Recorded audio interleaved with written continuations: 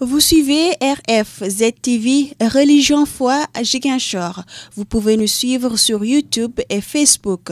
RFZ-TV Religion Foi à Ziguinchor. Du normal. Donc c'est pourquoi je disais tantôt que la religion chrétienne est un système de croyance, de pensée, qui a un rapport avec une morale. Les conditions dans lesquelles le christianisme est né le confrontent déjà avec les valeurs culturelles de la déviance, car la moralité que le christianisme défend n'est pas nécessairement partagée par tout le monde. C'est le cas.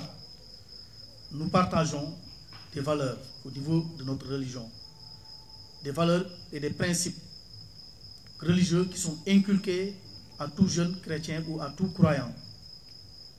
Et on est obligé, dans le cadre aussi du respect des normes établies dans la société, et à côté, nous avons aussi les préceptes religieux qui sont là, les valeurs religieuses qui sont là, qu'on doit respecter. Donc, un humain qui doit respecter les valeurs culturelles, les valeurs au niveau de la société, et même aussi les préceptes religieux. Et par moments, ces choses peuvent avoir de l'influence sur le comportement de l'individu. Le christianisme, en tant que religion, intègre un code moral. Je disais tantôt, il y a la loi de Moïse, un rapport à Dieu, au sacré, il y a le croyant, la foi, la valeur, les principes qui sont au-dessus du monde, donc une valeur transcendante. La religion aussi pose le problème du sens du monde. C'est pourquoi les religions posent les questions du bien et du mal. Je pense qu'Abbé Fourmouz parlait de cela dans le sens de tout ce qui est précepte religieux, où nous inculquons des valeurs de bien et où on nous dit aussi que le mal aussi est synonyme peut-être de péché. Pourquoi je parle du bien et du mal? Tout à l'heure je parlais de moralité. Et parce que nos religions, nos sociétés nous enseignent le bien et nous conseillent ou nous évitent à pratiquer des choses qui ne sont pas dans le sens de l'orientation édictée au sein de la société. Le jeune chrétien hérite donc par son éducation et des valeurs qui lui ont été proposées, des valeurs qui lui ont été professées par les prophètes, dont le plus éminent, celui qui est le Fils de Dieu, Jésus-Christ, est confronté dans l'évolution actuelle à la diversité des croyances et surtout des croyances qui y ont des fondements qui, du point de vue du chrétien, sont complètement immorales. Ce qui interroge le sujet de ce jour. Les pratiques ou les préceptes religieux, plus précisément au niveau de la religion chrétienne, avec l'évolution de ce monde, où nous constatons qu'il y a de plus en plus des croyances qui sont immorales et que nous, qu'on ne devait pas, ou qu'on ne peut pas respecter, qu'on ne peut pas pratiquer au sein de notre religion. Et face à cette croyance, face à cette multiplicité de croyances, qu'allons-nous faire en tant que société, en tant que croyants? Et c'est dans ce sens que ces nouvelles croyances, qui, du point de vue de la jouissance absolue, autorisent tout ce qui est mal et tout ce qui est bien. C'est-à-dire que nous sommes dans un monde où c'est la jouissance à l'absolu. Si tu peux faire le mal à l'extrême, tu le fais. Si tu peux faire le bien à l'extrême, tu le fais. Et tout cela est lié à quoi?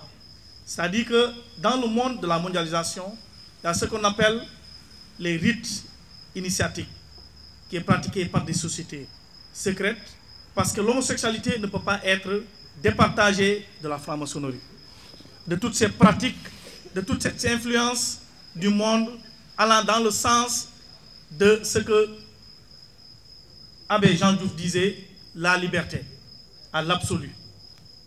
Et face à cela, où il y a des lobbying, où il y a vraiment des groupes de pression qui essayent de mettre en pratique, qui essayent de voter, qui essayent, du point de vue politique, d'imposer un certain nombre de pratiques, nous en tant que chrétiens, quelle doit être notre position par rapport à cela?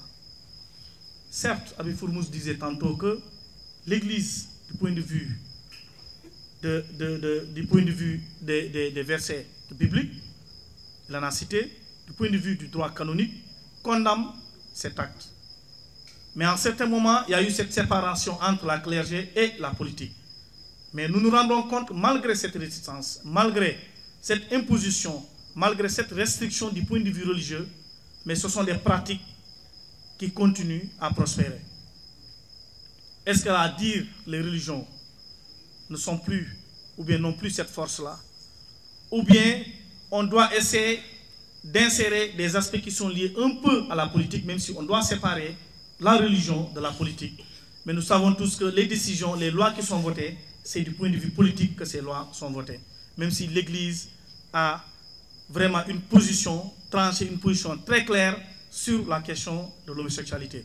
Mais nous nous rendons compte, d'année en année, c'est des pratiques qui progressent. C'est des pratiques qui sont là, quels que soient les enseignements de l'Église, quelles que soient nos croyances, quel que soit tout ce que nous sommes en train de faire pour que les personnes puissent au moins respecter les préceptes religieux. Aujourd'hui, le jeune chrétien est effectivement confronté à un ensemble de croyances et de valeurs, de pratiques qui ne sont pas nécessairement en conformité avec l'éthique du bien et du mal qui lui est prescrite par le message du Christ. Le monde du XXIe siècle est dominé par de nouveaux repères. C'est la culture de la prédation, comme je le disais tantôt. Ou face à cela.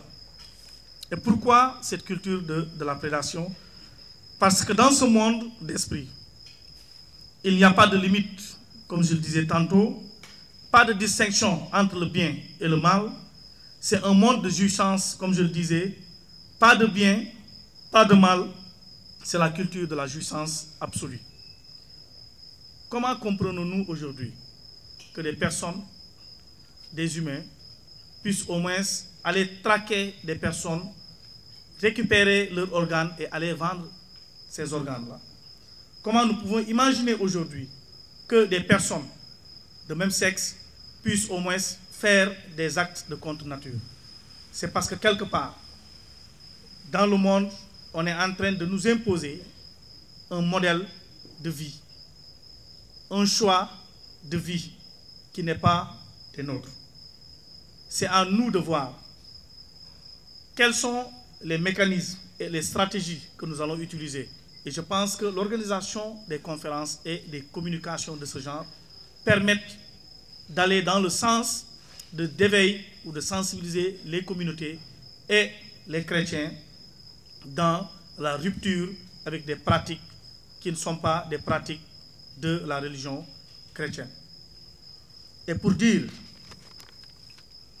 que au niveau de la sociologie, il y a deux théories sociologiques, la théorie actionnisme et la théorie déterminisme.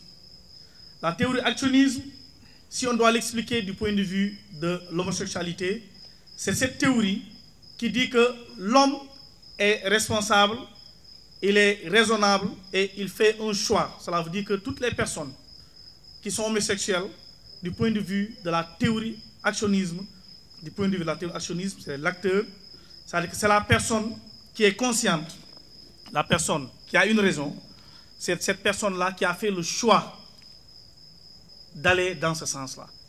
Mais à l'opposé, il y a la théorie déterminisme qui dit que quand nous voyons A, c'est parce qu'il y a B qui influe sur A.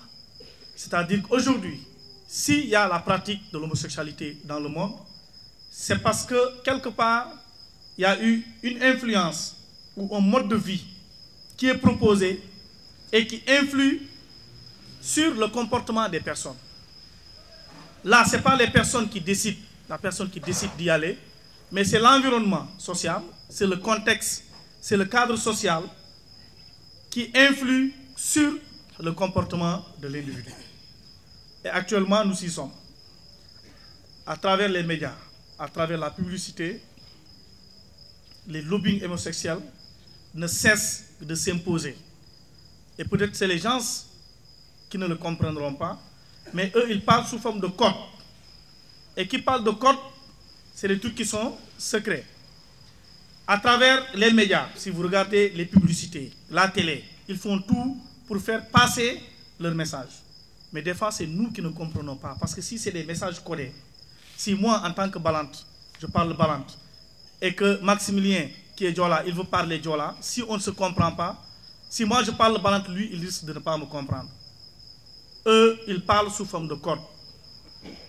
Et si on ne parvient pas à déchiffrer ces codes-là, forcément, eux, ils vont progresser. Je pense qu'Abidjan Diouf faisait un peu l'historique, l'état, la chronologie de la progression.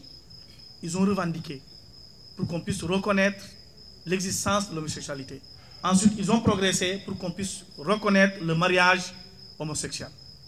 Et au Sénégal, je pense que le président de la République qui est averti, qui a été interpellé à maintes reprises et qui a donné une réponse, je ne dirais pas très claire, mais qui a dit que l'État du Sénégal ne condamne pas l'acte contre nature, mais c'est la société qui n'est pas encore prête pour accepter des pratiques du genre. Donc quelque part, c'est ce que je disais, ce sont nos politiques qui quelque part nous embarquent dans des choses qui ne nous regardent pas.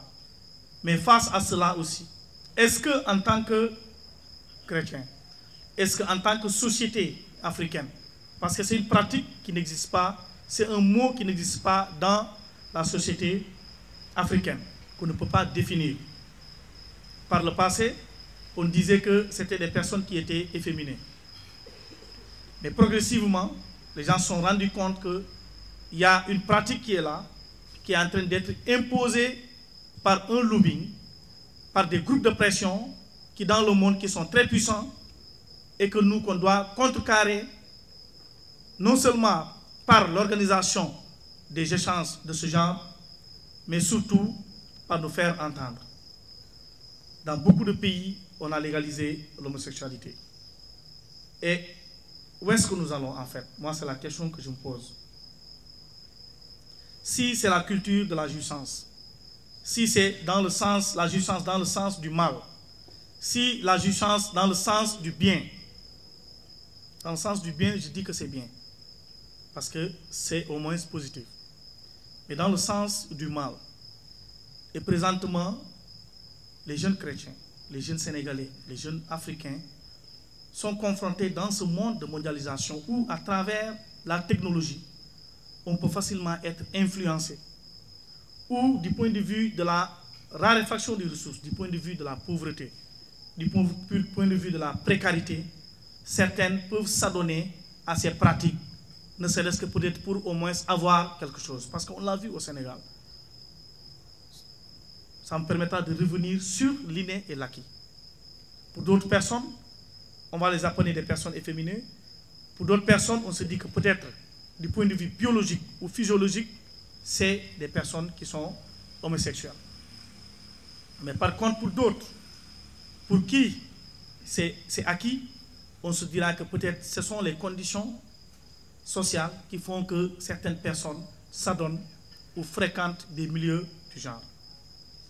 Je pense que, je l'ai dit tantôt, du point de vue de la théorie sociologique, la société ou l'environnement social, l'environnement international a une forte influence sur la mentalité et sur le type de comportement des individus au sein de la société. Je vous remercie. Vous suivez RFZ TV Religion Foi à Ziguinchor.